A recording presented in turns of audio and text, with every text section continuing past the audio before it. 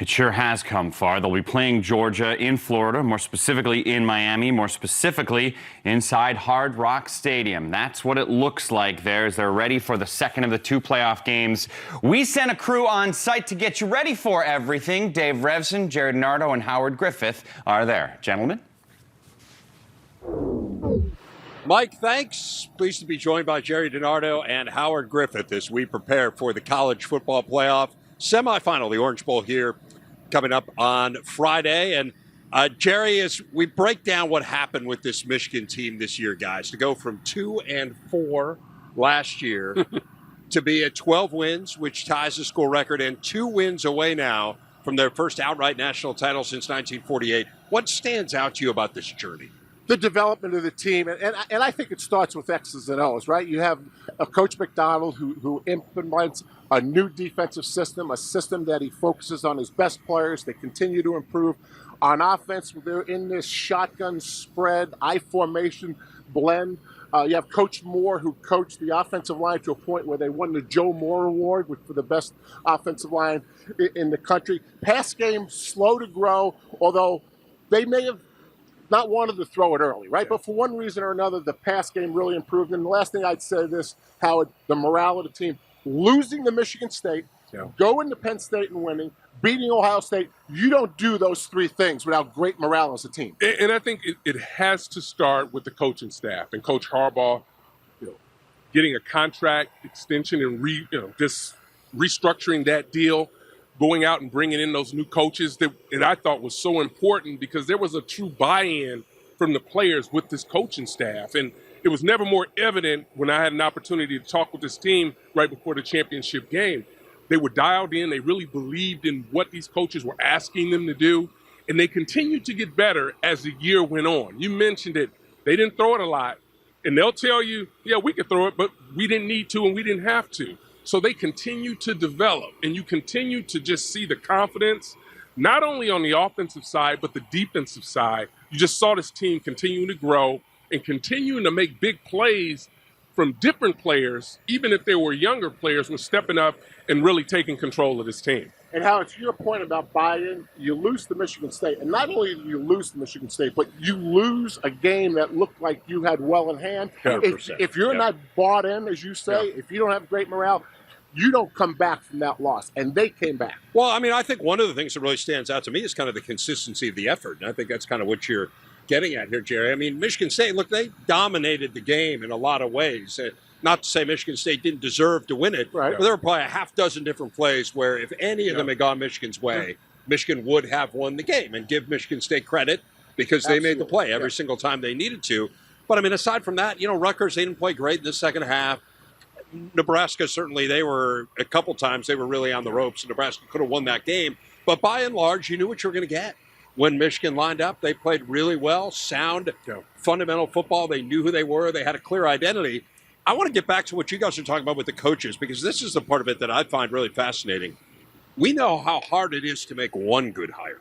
I mean, we have seen a lot of coaches where I'm going to change a coordinator or I'm going to, whatever it is, a position coach, and they don't get it right. And frankly, there have been hires that Jim Harbaugh's made along the way that he did not get right at Michigan. So how hard is it to thread the needle, Gerry, and essentially get a half dozen hires right? I mean, that to me is part of the story. I think it's remarkable to overhaul the staff and have it all work as well as it did. Making coaching changes, that and decisions you make in recruiting are the most important decisions you make as a head coach. And, I've made good hires, I've made bad hires, and if you make a bad hire, it's really, really tough. But remember media days when we asked Jim Harbaugh about it, and he said, well, I got a pretty good recommendation for Mike McDonald. Okay, so that's one guy. That's one guy. Yeah. Okay, so let's keep going. Josh Gaddis, okay, comes from Alabama. Put some spread principles in, but I think him and Jim decided to blend I formation plays with the shotgun. Now, Coach Moore and the offensive line, I don't know where that came from, but I know this, as we watched him drill his offensive line, just like when we saw Marcus Freeman years ago at Purdue, Coach Moore just jumped out at us that he was going to get it done with the offensive line. And it wasn't just him. It was his GA as well. Right. And that's what I'm talking about when you talk about the buy-in and you talk about just the great job that these coaches were doing. Remember when Josh Gaddis came to Michigan, he was by himself. He was implementing an offense to coaches that were not familiar, that he wasn't familiar with, in the system that they weren't familiar with either. But Coach Harbaugh continued to allow him to grow, and he grew as a play caller to the point where he could start dictating the pace of games. And you watched him grow and take off as a teacher. Remember, he's still coaching that wide receiver unit, and they stepped up even when they had losses as well, as far as players are concerned. And I can tell you, I remember when Josh came downstairs. It was a tailgate show. We were at Michigan. It was his first game calling a game from downstairs. Now he's back upstairs. Yeah. But you mentioned coaching receivers. It's hard to coordinate an offense unless you're coaching the quarterback. Yeah. But Josh Gaddis has found a way to do that. I mean, this is, again, where I find it so interesting.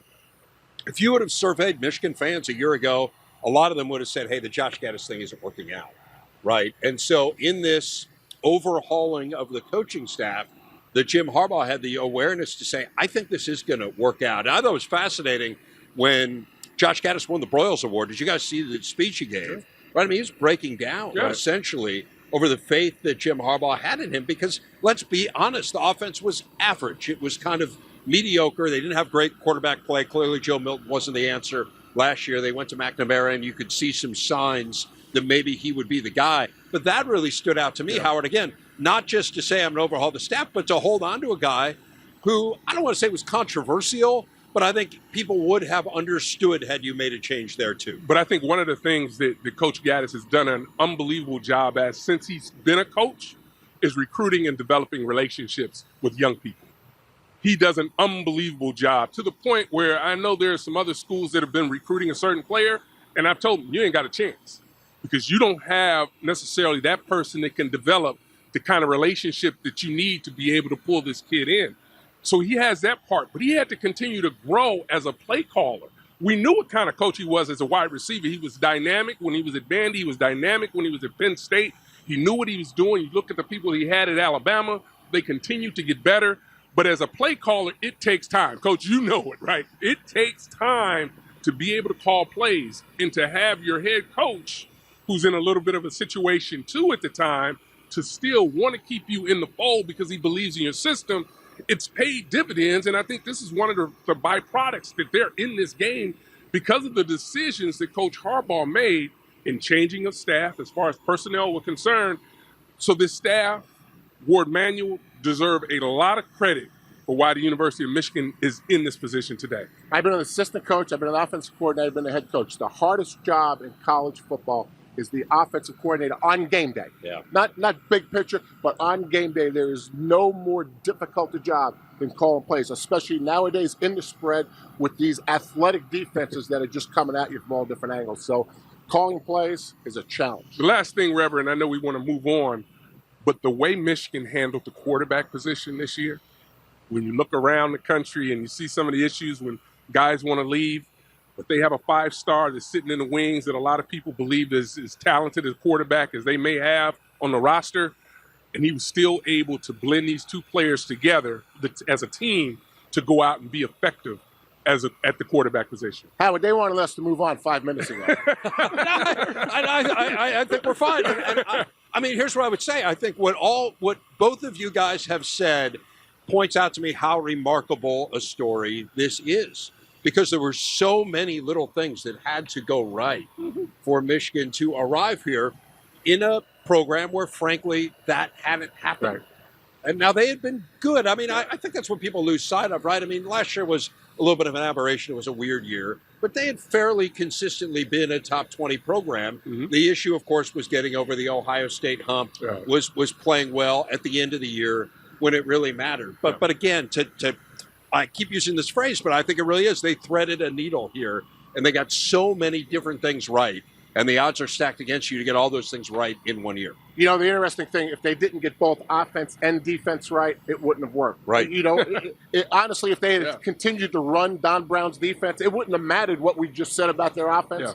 It wouldn't have worked. Right. No, the defense is clearly the biggest transformation, right? And as you said, you get a pretty good recommendation from your brother. By the way, they probably have two of the best pass rushers in all of college football.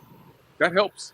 And I agree with you, but the issue has not been talent in recent years, right? I mean, you look, they were in the top 5 in terms of draft picks in the NFL draft, and they were an average team here over the last couple of years. Yeah. So the issue was, how do you put the talent together? And they have certainly done that. So they put a lot of their struggles in the rearview mirror, Mike. Now they try to put one more. They have not been great in bowl games under Jim Harbaugh, just 1-4, 4 straight losses. We'll see whether they can turn that around against Georgia. We'll get into the matchup as we continue here from Miami, but let's send it back to Chicago. Anthony Herron is joining us now to talk about this matchup. This defense, I didn't give some of the stats, but in general, they were very impressive. What impressed you most about them last night?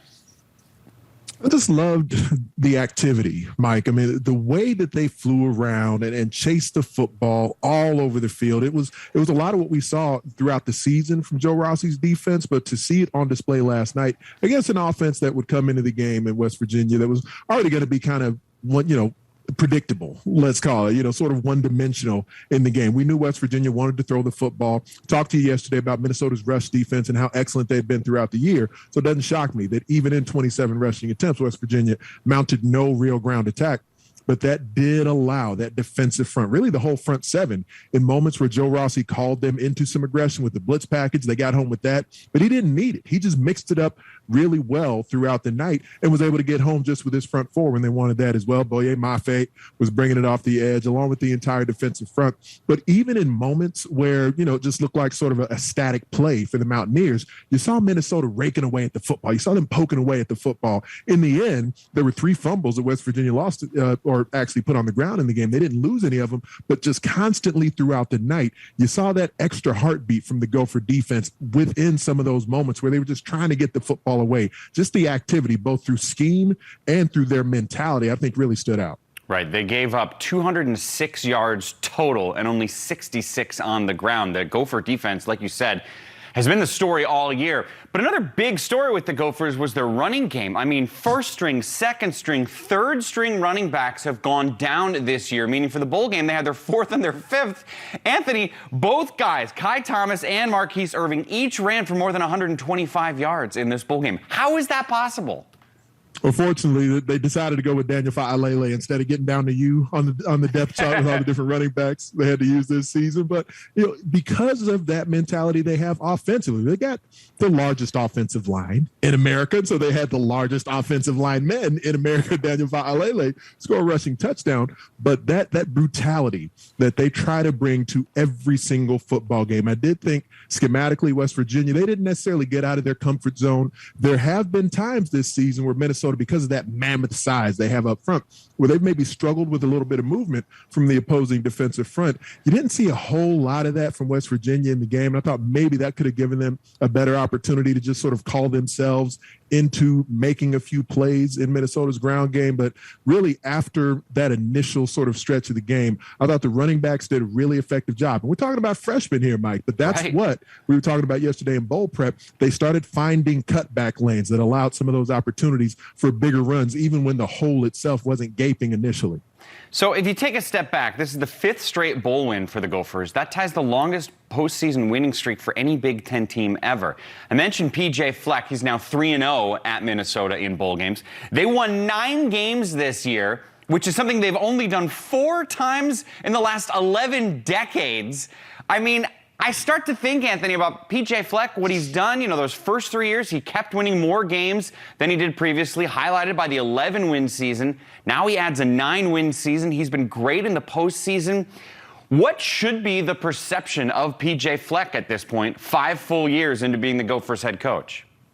Consistency, a consistent winner, a consistent threat in the Big Ten West Division. And, what's the next sort of stratosphere? I don't think that Minnesota's program is yet at a point where that has to be a part of the question. Like for me, Wisconsin, like we've talked about, where I think the Badgers are at a point of consistent excellence where you need to ask, where's the Badgers' next sort of bastion to go beyond just maybe being West Division champion? But for Minnesota, just being that threat, seeing if they can, the next level for them, the next next step for them is trying to make the Big Ten championship game. And when you're going to have Tanner Morgan returning as the most experienced quarterback in the Big Ten, when you're going to have my favorite returning center coming back in John Michael Smith, and all this depth in the backfield, and the approach that Joe Rossi now has been able to sort of ingrain into his defense, PJ Fleck leading all of those things and having players who speak his language, who use his acronyms. You see the culture that he talks about is now in place in the Twin Cities. So I think year in and year out, we can now count on the Gophers as a program on each side of the ball that's going to be competitive in the West Division. Before we let you go here, Anthony, the second bowl game for the Big Ten happens just about 2 hours from now. It's the Pinstripe Bowl. Virginia Tech takes on Maryland. Finish the sentence. The Terps will win this bowl game if... I think if they're locked in, they have to show up focused, because their opponent, between coaching and personnel, is going to be really behind the eight ball. There's still some personnel that's there, though, just less experience for Virginia Tech. I think Maryland has to show up locked in and not turn the football over. If that's the case, then it should be. This is the most confident I'm going into any of these Big Ten games, and that I expect the Big Ten opponent to really control it. And the Big Ten's been great against the ACC in the Pinstripe Bowl, winning 5 of the 6 matchups. Anthony, always great stuff, man. Thanks. Appreciate it. Thanks, Mike. A couple days ago, we were doing the show, and we were supposed to end it by talking about the best defensive players in the Big Ten, and there was breaking news, and we couldn't get to it. So we decided, putting it back on, baby. Last few minutes of this show, you've had a chance to look at so many games this year and every player in the Big Ten. We had you pick out the 5 best defensive players. No particular order, just who are the best 5 players on defense. You got Trace Jackson Davis on the list from Indiana. How come? He's a rim protector. He protects the rim at a very high level. He's one of the very, very reasons that IU has one of the better defenses in the conference. So when he's around that rim, and if I'm a perimeter player or defender, I'm going to funnel whoever I'm guarding into Trace Jackson Davis. He's one of the better athletes in the conference. He goes for every shot, whether if it's good or bad. He's going to try and block it. If he doesn't block it, he's probably going to get a rebound. But when you have a guy behind you that can clean up shots, that can put fear into a guard's heart, that's what you want as a guard. Yeah, and he's a guy who wanted to come back and prove things to the pros, and I think the defense he's putting out is certainly something that's going to draw attention from NBA scouts. It would be hard to have a list without a Spartan on it of best defensive players. Who's your Michigan State representative? Marcus Bingham. Marcus Bingham, again, leading the Big Ten in shot blocks, had 4 blocks his last game. He's another one. He protects the rim. If I'm Eric Hunter Jr., Isaiah Thompson, even Johnny Davis, I'm thinking twice before I take that right-hand drive down the lane, and I got to go dunk it. You got Marcus Bingham protecting Tyson Walker. He's protecting Gabe Brown. You just have that force, like a A.J. Hammonds the year I won Defensive Player of the Year. It gives you a little more confidence when you have a shot blocker behind you that's not afraid to jump with anybody. He does seem like he's grown in confidence, too, yeah. His game this season, offensively and defensively. Your next player is, I don't want to say a no-brainer, but it makes perfect sense when you say it because he was known for defense at Penn State. Now he's playing at Ohio State, Jamari Wheeler. Yeah, Jamari Wheeler is one of the best on-ball defenders in the league. He hawks you all game. Guards you full court if he has to. He's not afraid to get in you. You like guys that are longer, bigger, more physical. He's a bigger point guard. He can kind of body you a little bit. And you like guys that are not afraid to get out there on the island and guard you one-on-one, me and you. And that's what Jamari Wheeler brought at Penn State. That's what he's bringing at Ohio State. If he can continue to guard at that guard level with Johnny Davis, Jaden Ivey, Corbello or Plummer, he can take a guard out of the game. So It's big for Ohio State to have him on the perimeter on defense and then E.J. Liddell on offense. And you mentioned earlier in the show the importance of guard play in March. Shutting down guard play in March is also pretty darn important.